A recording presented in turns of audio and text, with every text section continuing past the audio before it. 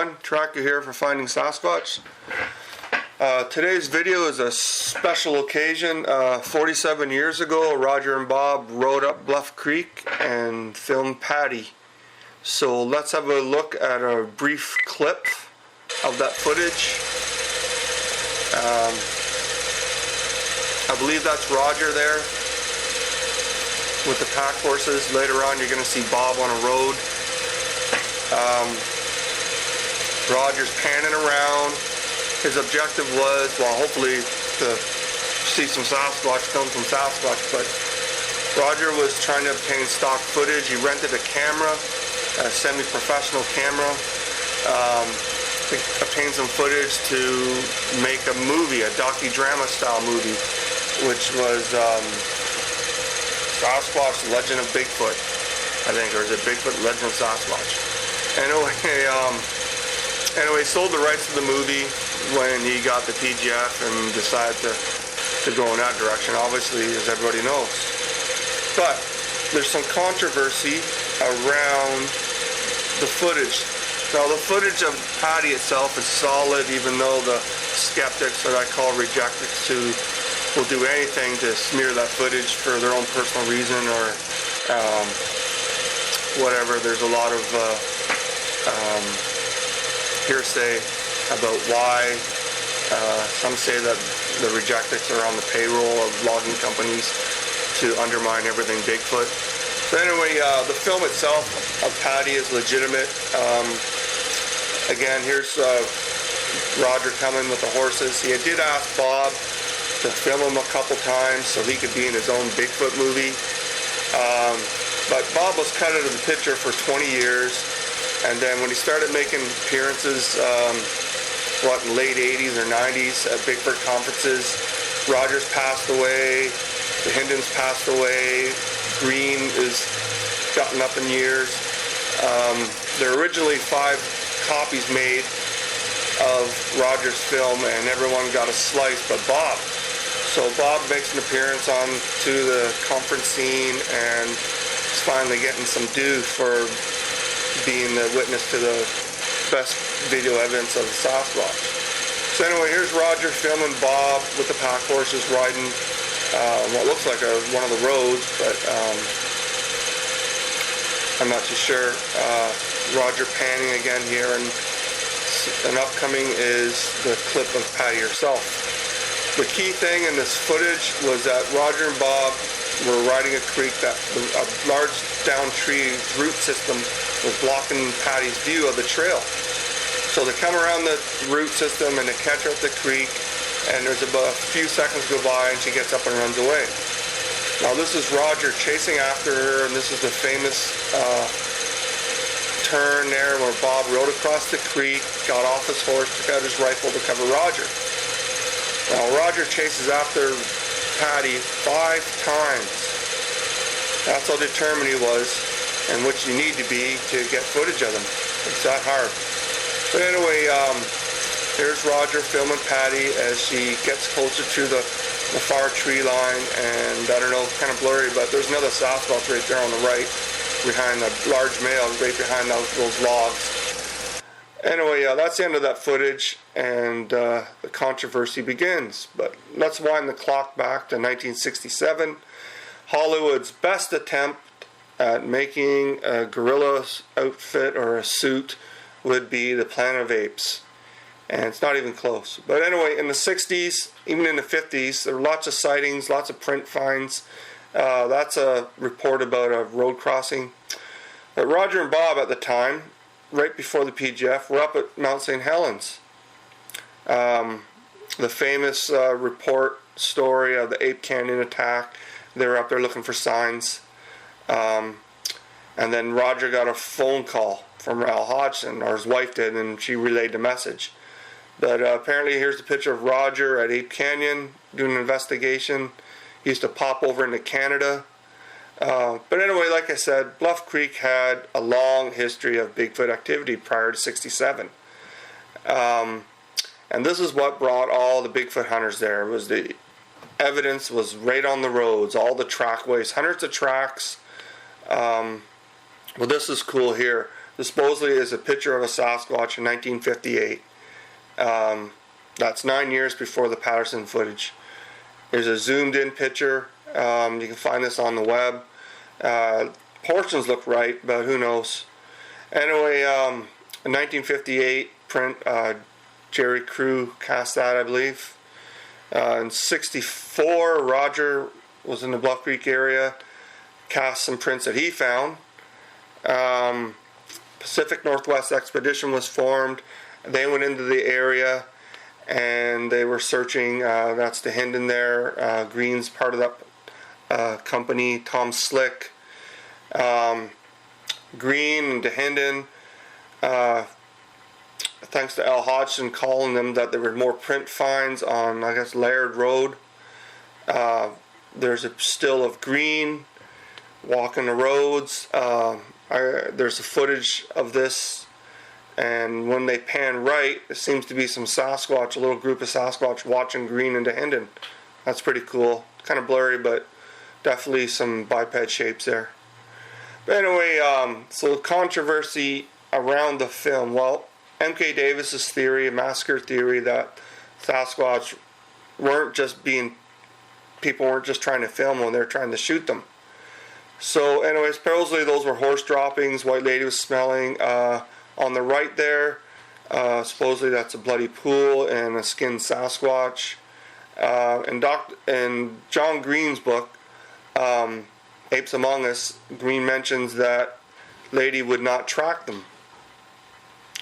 So anyway, whether she would or not, I'm not sure. I've never seen dogs go after Sasquatch. But anyway, supposedly on the left, there's a carcass of a large male who left imprints on the sand. That's Green with white lady there. They were investigating before and after Roger got his footage. But as M.K. Davis's theory goes, there were Bigfoot hunters, not just Bigfoot researchers in the area. And I'm wondering if they did shoot him, one, why wouldn't they bring it in?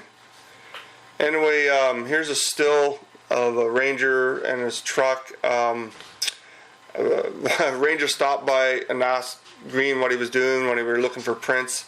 Green said what they were doing, and the ranger mentioned, the Forest Service worker mentioned that he's never seen any prints in the area. Kind of funny since Green was standing right beside some. Anyway, moving on. Al Hodgson called Roger's wife. Roger checked in with home while on expedition at Mount St. Helens, and she got the message that fresh prints were found at Bluff Creek again.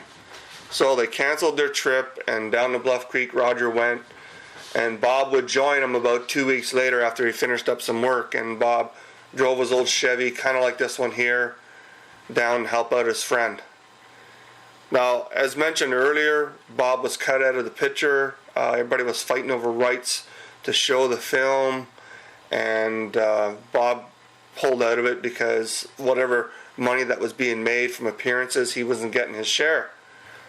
So anyway, a clip's coming up, an audio clip that everyone's heard before, and I'm just going to let you guys listen to it, and then I'll come back. But anyway, lots of prints were found. 3 sets of different sizes were found near Bluff Creek, and then they filmed Patty.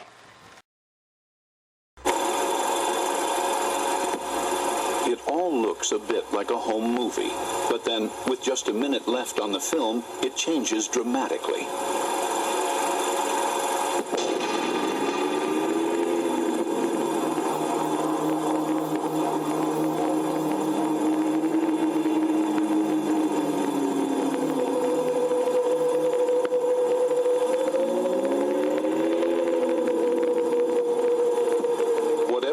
First impression of this footage, there's no in-camera trickery. Examining the film shows that something really walked in front of Patterson's camera. And let's be clear on one thing. This footage either has to be a hoax or the most important piece of wildlife film ever. Okay, that's pretty cool. I always loved that part, the audio. Anyway, one question is, why has no Sasquatch been filmed escaping into the open since the PGF? Another big question of mine is, if Roger was at Bluff Creek for almost a month, where's the rest of his footage? He must have had hours of reels, footage on reels. Anyway, about a year later, the next year in February, some stills of the PGF showed up in Argosy. Roger was trying to show the film to scientists. He didn't get much support, so they included his footage in this movie, which had other cryptic footage of Loch Ness. Late 80s, 90s, Mr. Gimlin showed back up on the scene at the conference tours.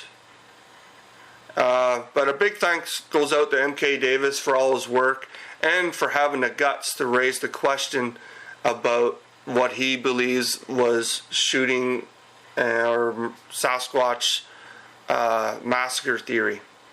Anyway, in his footage, the stills that MK shows, he shows a canine print and states that the lady was in that area before Roger filmed the Sasquatch, and Roger knew exactly where to go because Patty kept returning to the dead bodies of her kin or the bloody pool or something and along that lines. But anyway, Patty's hernia, if you look at some stills, you can sort of see a grazing wound on her right thigh there. That's pretty interesting in itself. But, you know, I give Roger lots of credit for his persistence and courage, but we need to know the complete backstory. I mean, it's one thing, the footage is great for evidence, even though the rejectics will never support it. But where's the other reels of footage? I want to see them. You need to see them. I need to see them. Here's M.K. Davis's stabilization. Isn't that great? Look at that. She's what, 7'4". They figure around what, 1,200 pounds to make imprints into the sand about 2 inches deep. Look at her. Look how graceful she is, even though she's got that big, heavy body to haul through the sand. And some close-ups of her face. She's got that unusual gait that you can't copy. Even when they study the film, and the people who say they made the suits, they study the film to try and recreate it. Well, my point with that is, why do they let these people try to make a suit without looking at Patty? I mean, they can't even match how Patty looks, how she moves when they study the film. I mean, before the PGF, they were making pathetic attempts, kind of like in Planet of Apes. So anyway, great footage, probably the most important animal wildlife footage ever. People attack it for their own agendas. The footage itself probably at the time was just too incredible to believe, even though it was staring right at them. Again, the media goes with whatever sells papers or whatever gets the most views. So if hoax does the trick, then that's what they support. But anyway, you can still film Sasquatch in the day. That's one of my recent attempts there. That's a huge male. I like that area because it's in the open. Here's a Temagami Sasquatch by a lady's cottage. She eventually sold her cottage. This is northwest Algonquin. Looks like a male caught near the roadside. Someone using a GoPro on a bumper. Anyway, I hope you enjoyed it. Happy birthday to the PGF, and thanks for watching. I'll see you soon.